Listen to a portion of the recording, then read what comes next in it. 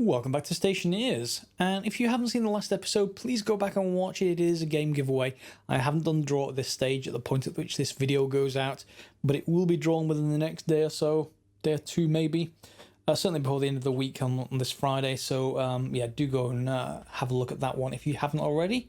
So I've had my heating well, I suppose it is a heating system.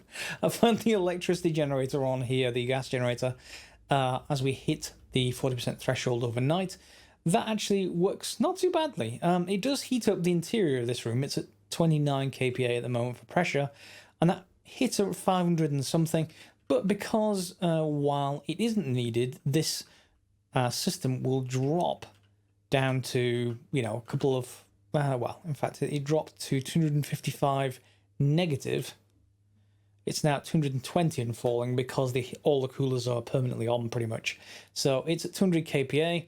This big steel block is stopping that from blowing out at any particular pressure. And that should then be adding it over here into this pipe, which it is, which of course eventually will sort of lose heat to the Martian atmosphere. Even though it's only 20 degrees Celsius right now, it doesn't matter because that's like 300. So it will lose heat to the atmosphere no matter whether it's daytime or nighttime. So for the moment, that's fine. I will still take comments on how to improve that further.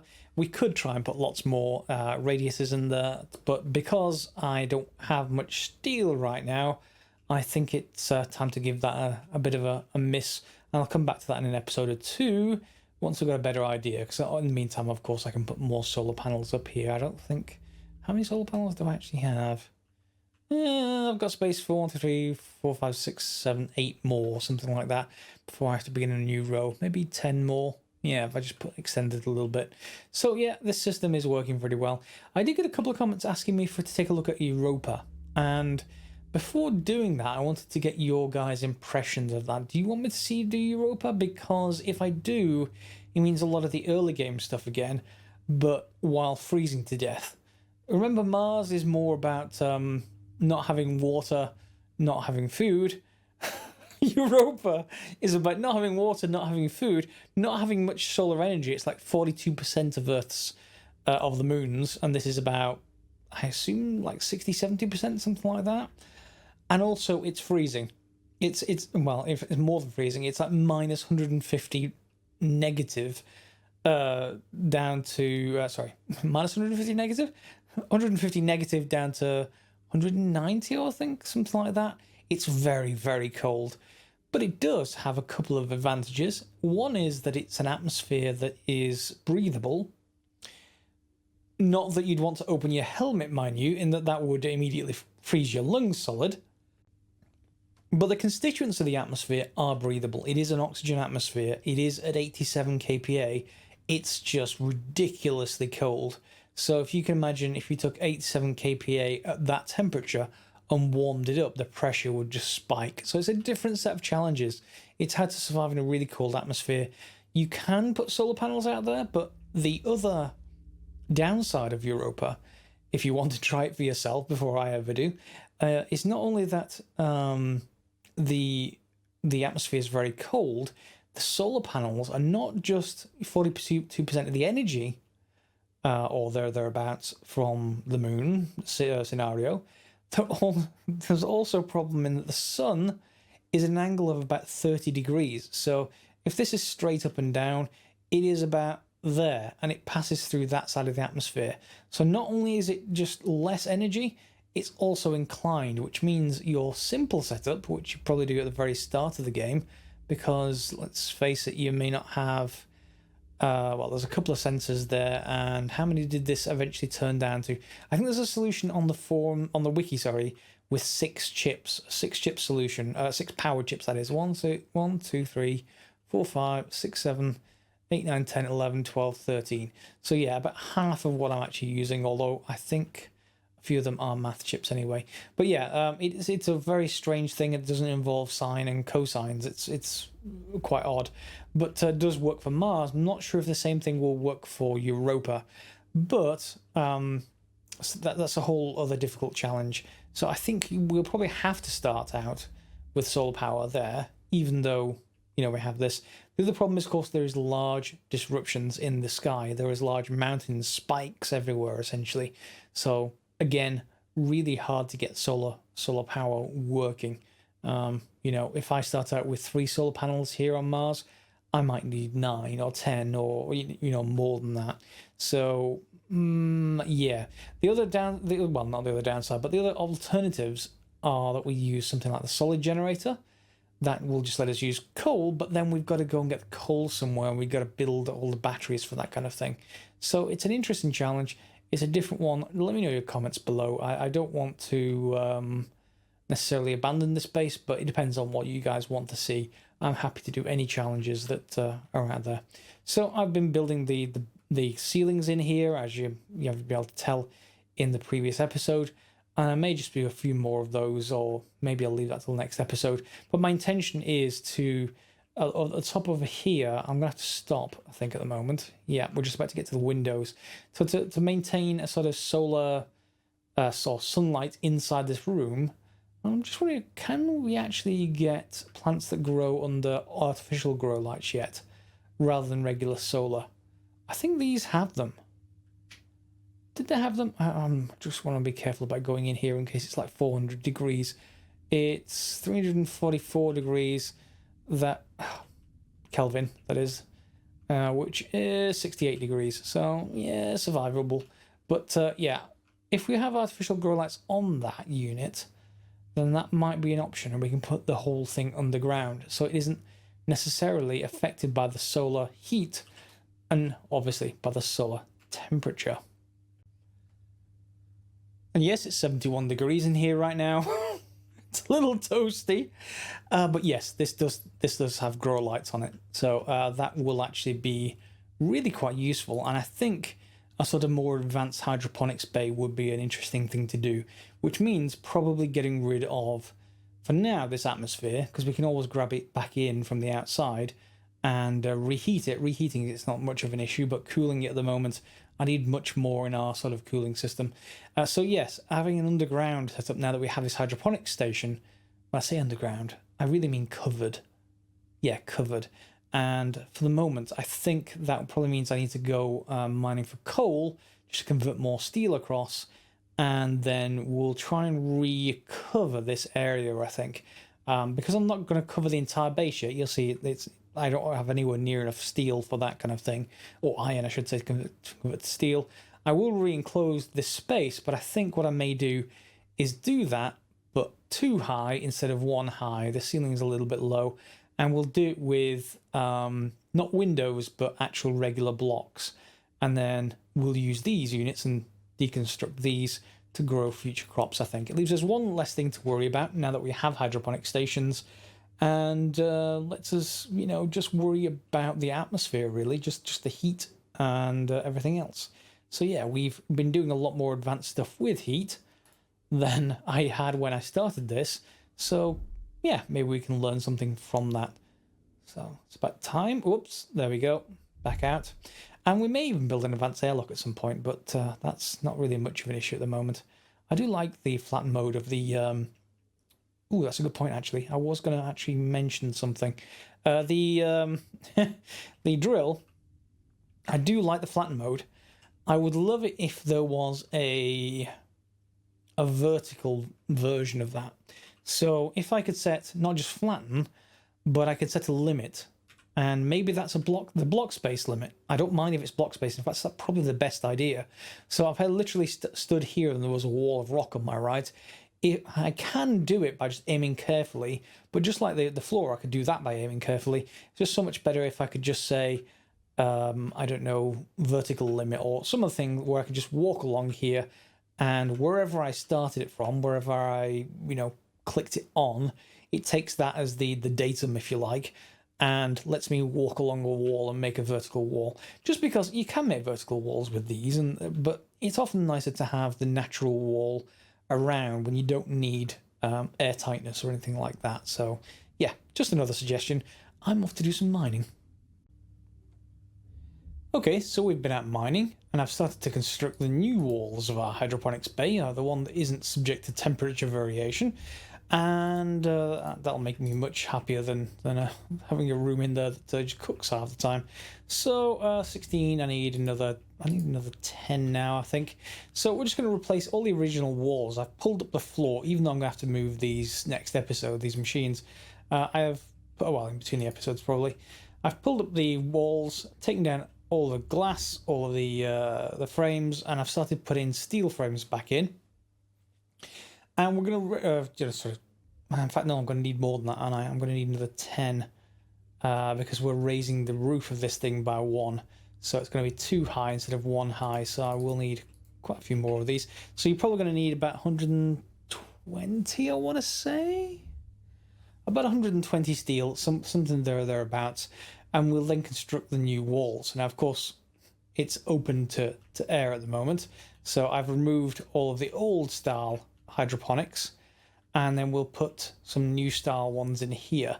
And what I may well do is have to move other things. But while the roof's off, it gives us a chance to do a few other things. One is I was never really happy with this sort of thing to get the oxygen out, mainly because I wanted this pipe to come from the other side of the room, and I just never got around to it. So I think I'm going to sort that out. Well, how many have we got up to now? We want about...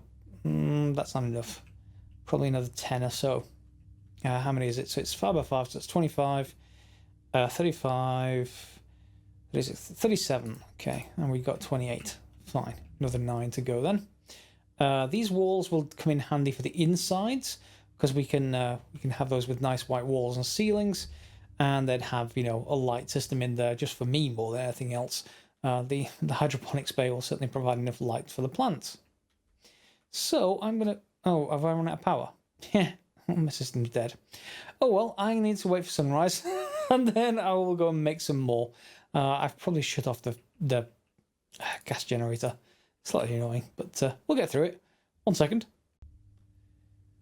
Now do remember, unlike the regular hydroponics little trays, the hydroponics sort of bay, what is this, hydroponics station, has no pass-through for the water, so it has to be fed in on one side. So for here, I think I'm just going to put a junction in on either side of this, and we'll connect them with a straight, and then we can come out and then T-junction off towards the water tank, and of course we can get a refill of that water tank at some point, or connect it up to our main hydroponics water tank.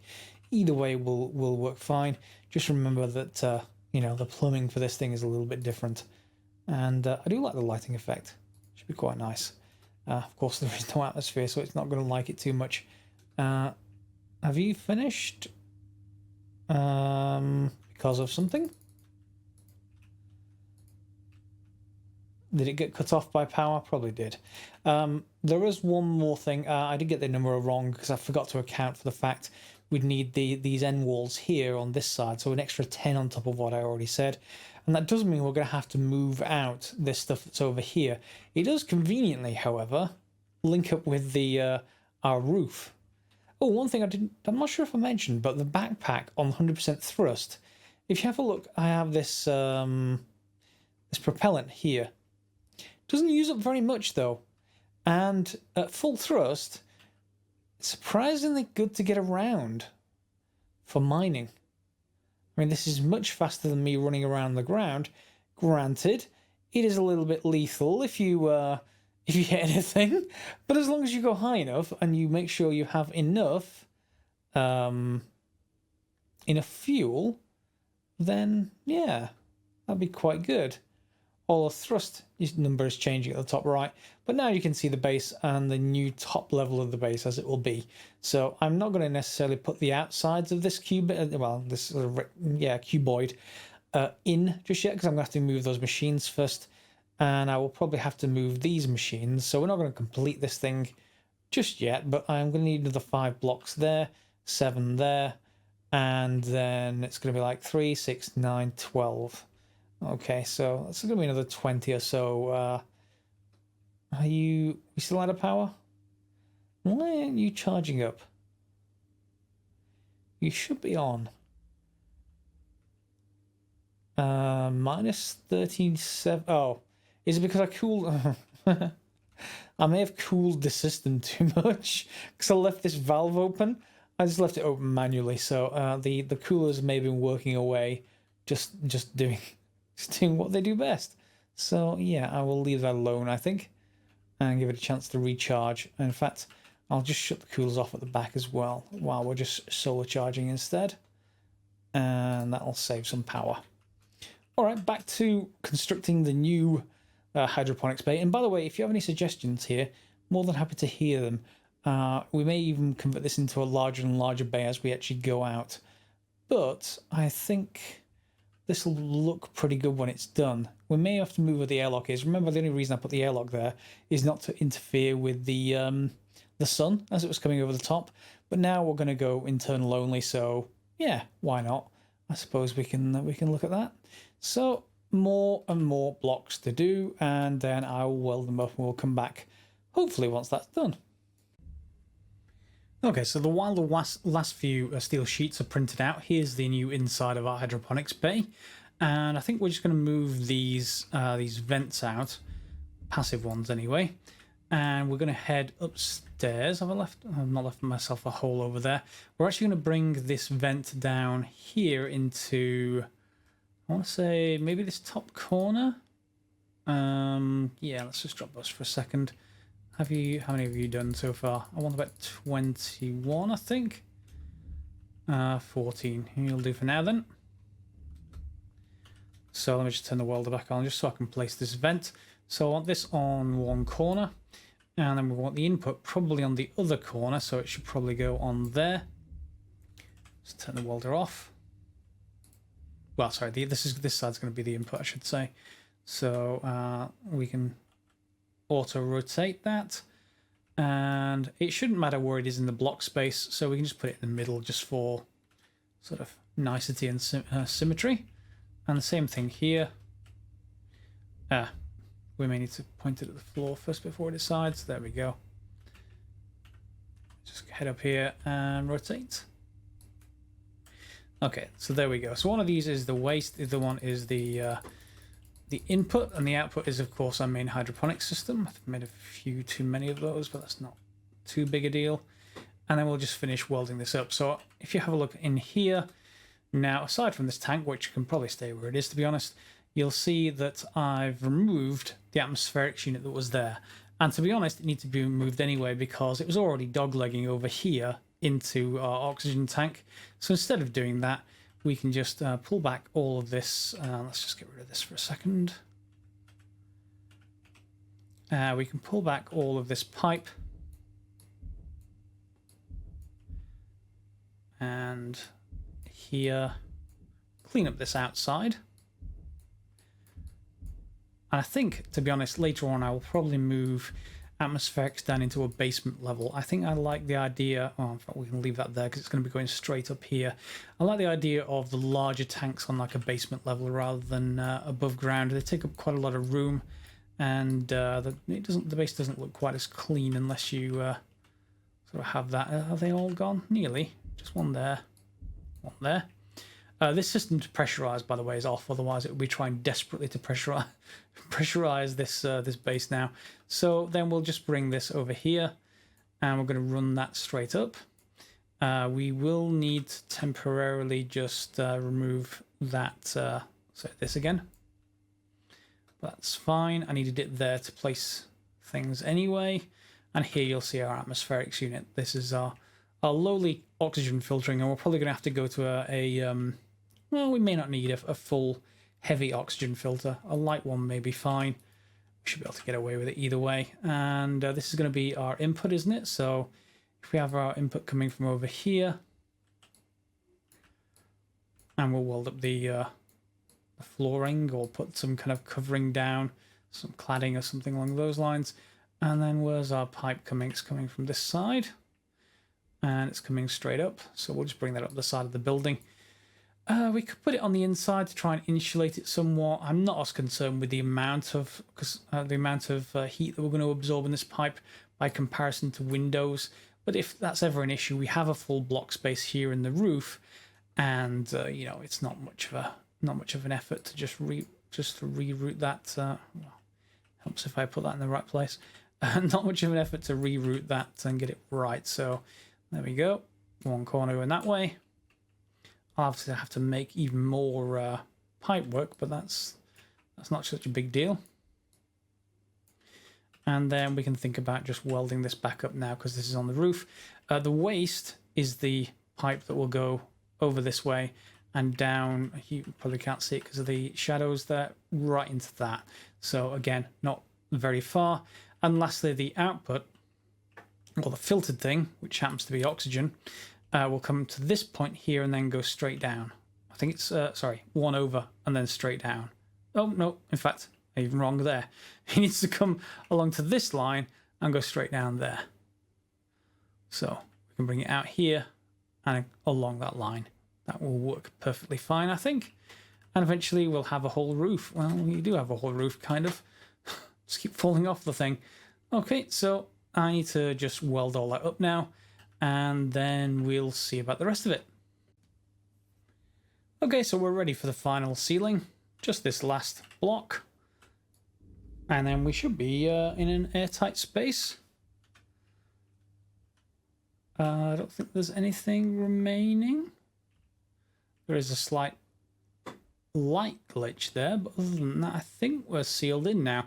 So a much bigger bay, obviously, and I'm going to need to run more water, but that is fine.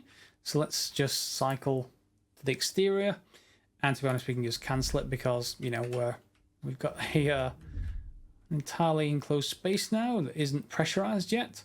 We can turn our regulator back on. And hopefully that should be now pressurizing. I probably should put another console like these over here. I've just shut them off while I was getting power issues. While I was building this, I was doing lots of other things like making more steel and then heating the room and all kinds of other stuff. So yeah, it's a bit monolithic now. So we may need some decoration to make that look a little bit less utilitarian, put it that way. But let's just see how quickly it's filling this space with gas. So cycle into the interior.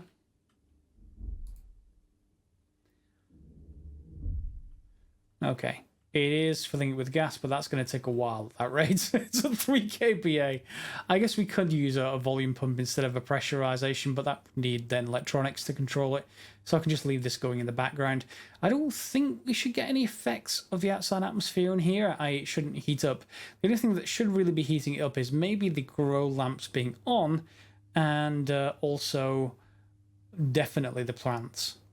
But the idea of me expanding this whole thing, I don't think I explained it at the start of the episode, was I'm not continually using the cooling system to keep this cool because of the sun's rays, because I don't need to grow that often. And whenever I do grow, I'm happy to pay the sort of tax in a cooling system because I'm actively using it.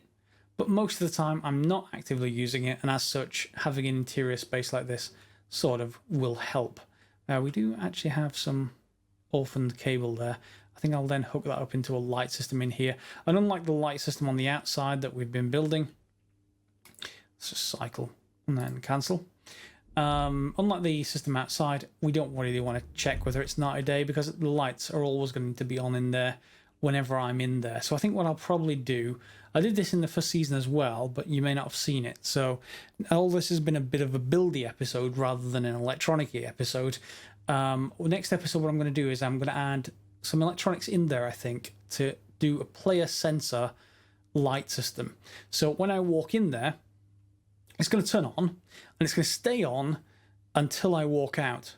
Now that's it's tricky. You might think you can just put a sensor in like this, and you can. There's a motion sensor. There's no problem in doing that. Do I have a motion sensor to show you? Let's have a look. Sensors, yes. So daylight sensor, motion sensor. So we can put that on the wall, and a motion sensor will happily read when a player goes by, but it's a small range. It's like this 1 block space or something similar to it, if I remember rightly. Certainly in season 1 it was. So we are going to need to add some electronics to it. And just so you can try to do it yourself before next episode, take this sensor, and what you need to do is, see, there it is. It's sensing me. That's its range. And remember that the entire inside of that thing is 5x5x2. Not that I'll be floating around in the upper part of it that often, but yeah, wherever the sensor is, we want it to trigger, but then stay on. So we're going to need some sort of countdown, I think, or something along those sort of lines, or multiple sensors. Multiple sensors is a way to sort of fool it. But even so, it's only one block space away from the wall, so that's not good. I think what I'm going to do is implement a countdown timer. And that countdown timer is going to be turned on, i.e. starting to count down, as soon as I step into the room. Okay, so as soon as I trigger this, it's going to start counting down. As soon as I step out of range, or, yeah, it needs to be reset by me stepping in front of this, and let's say 5 minutes. As soon as I step away from it, it can start counting down, whatever we use to trigger that is fine. And while it's on, while that's counting down, the lights are on. But as I step out, step away, 5 minutes later, the lights are going to shut themselves off automatically. Now, of course, you don't actually need to do this for lights. You can, and I may think of another way of doing it between the episodes. There are plenty of different options. There's also other equipment as well. So you could have that easily turning your entire base on and off. So let's say you're out there mining. You don't want your base to, well, I'm not sure if it's loaded anyway in memory while you're out there mining. Certainly Minecraft isn't, but without chunk loaders. But if it is loaded, you don't want it to be consuming power all the time while you're away. So you might want to say set all of your machines off while you're away until you get in range. Maybe you put that sensor in your airlock.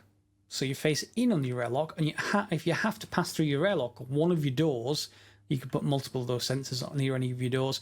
As soon as someone passes, it's going to turn everything on, and then, you know, a few minutes later, everything will turn off. And because people are moving around in your base, as long as you've got enough of those sensors around to track players, you'll always be resetting that counter, and it will never turn all your machines off unexpectedly, except if you're just stood there AFK, in which point everything will go dark around you, and maybe you'll freeze to death. Maybe you won't.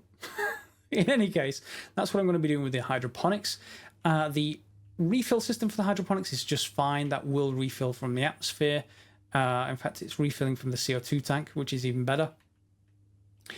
And then what else do we need to deal with the electronics? So with the fact that we're using the hydroponic stations in there now, not the hydroponics bays, the little tiny things, we may want to think about this system in that we don't need the heating that much. In fact, I've turned this off, haven't I? Because I was saving power. Turn that back on again. How much have I lost? It's not too bad. Yes, it's 295 degrees Kelvin in there, so it needs to be warmed up a little bit. But we need to probably think about this system. We're not going to need to warm it almost at all. So in fact, I could probably shut this system off because it's now isolated from the sun. We're going to need to cool it though. So once it's up to temperature, whenever we start growing, it's going to need much more cold air. And this is the downside to this system. Remember when I built this, there was no atmospheric change. It was always minus. Now it can be 20 degrees. So this is probably going to turn out to be... well, it's minus at the moment, but it is nighttime, and that is 1.1 kilomoles. This is the cold tank. So we may want to actually make a cold tank that is colder, like this system over here. That sort of partially works, but it works very, very, very well to cool things down. So, you know, we can have this at, what is it at the moment with everything else off? It may have warmed up because I've turned off the coolers. It was at, when I last checked, it's still at minus 250 degrees, and that's with all the coolers off. So it's isolated in there. I mean, there is this pipe network, which is warmer. This is 20 degrees. So that naturally will be, in fact, no, this is behind wall coolers, not behind radiators. So maybe they don't lose heat to this very, very easily. But minus 250, if we build another one of these chambers, we can cool it down, but we'll make it 2 high instead of 1 high. We don't need to worry too much about this sort of thing with it going into the wall. We can just have a 2 high chamber, put the tank in there, put some radiators in there, and put wall coolers. We'll pull the wall coolers outside to a pipe like this, and we will end up with a very, very cold tank, potentially of CO2. And that will then act as a really, really quick system. if we use the same kind of, if we can just feed it into here, in fact, you know, just where this is currently injected here, this is a cold, that's world, give me the pipe, yep, so there's the cold. We'd have an underground pipe that would come up here from our really cold tank and then feed into this system. And then when the plants are on, or growing, if you don't want to call them on, then we should be much more effective than this system here. And we'll have to think about how that affects our super hot furnace and how it affects our potential heating room. We can probably reclaim a lot of this if we never needed to heat things via this method again, now that we no longer have windows. But I will be happy to be corrected by any of you guys. And now it's over to you for you to comment on this whole approach before I get to it next episode and maybe break some of your suggestions, as I did with some other things on the gas generator. So look forward to your comments, and we'll see you next episode for some more Stationeers. Feel free to like, subscribe, and share, of course, if you haven't already. If you haven't heard, the channel's just hit 5,000 subscribers, so please do look at the previous video if you are watching this as this video comes out, as there is a game giveaway on at the moment. And of course, as always, thanks for watching.